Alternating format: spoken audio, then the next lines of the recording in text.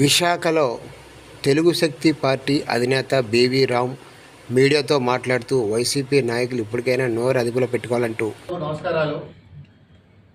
ముఖ్యంగా ఈ press meet పెట్టడం ముఖ్య ఉద్దేశం వైసీపీ అరాచకాలు ఓడిపోయినా సిగ్గు లేకుండా ఇంకా దాడులు కొనసాగిస్తున్నారు. నిన్న మనం చూసాం కర్నూలులో, అలాగే నెల్లూరులో కూడా మేయర్ అభ్యర్థి కూడా నేను వైసీపీ గుడ్ బై చెప్తా అని చెప్పి అంటున్నారు. ఇవాళ వైసీపీ నాయకులు కూడా మేము ఈ పార్టీ గుడ్ బై చెప్పేస్తా అని చెప్పి బహిరంగ ముందుకు వచ్చేస్తున్నారు. వాళ్ళ నాయకులే ఈ జగన్ వల్లే మేము ఓడిపోయామని చెప్పి స్పష్టంగా చెప్తున్నారు. అంటే అది ఐఏఎస్ ధనుంజయ రెడ్డి మేము పట్టించుకోలేదు, మేము ఓడిపోయిన కారణం జగన్మోహన్ అని చెప్పి ఇవాళ అన్ని జిల్లాలో బహిరంగంగా చెప్తున్నారు. అందువల్ల నిన్న పేరునని చూసినట్లయితే ఏదో టీడీపీ దాడులు చేస్తున్నారు, మనం భర్తించడానికి చెప్పబడుతున్నారు. 5 సంవత్సరాలు మీరు దాడులు చేసి రాష్ట్ర సర్వనాశనం చేసి సాక్షాత్తు చంద్రబాబు నాయుడు జైల్లో పెట్టారు. మీరు మాట్లాడుతున్నారు. ఇవాళ ఈరోజు ఈ రాష్ట్రాన్ని కాపాడాల ఉద్దేశంతో ప్రజలు టీడీపీ జనసేన బీజేపీ రావడం బట్టి ఇంకా మీకు సిగ్గు లేకుండా ప్రజలు మోసం చేయాలని చూస్తున్నారు.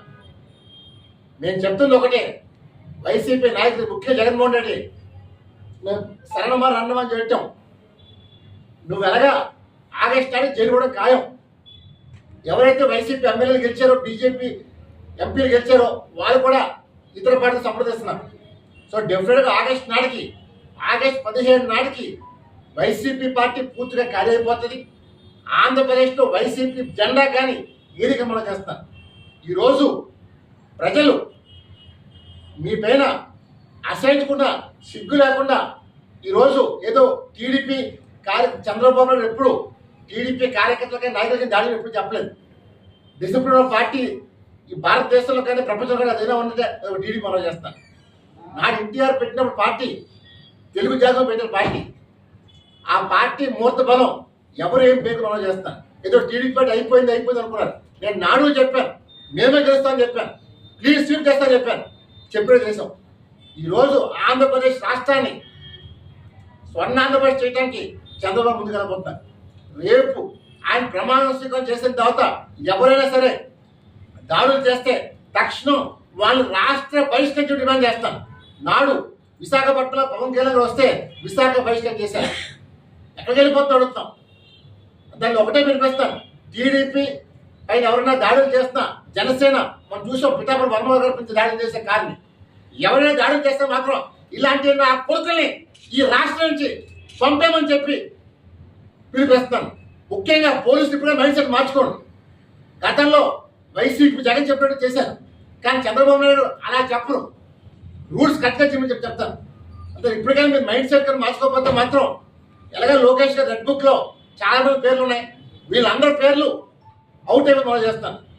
అందువల్ల నేను ఇప్పటికే చెప్తాను, ముఖ్యంగా విశాఖపట్నంలో మనం చూసాం. గతంలో చంద్రబాబు విశాఖపట్నం ఎయిర్పోర్ట్కి వస్తే కేకే రాజు దౌర్జన్యంగా ఎయిర్పోర్ట్ అడ్డుకొని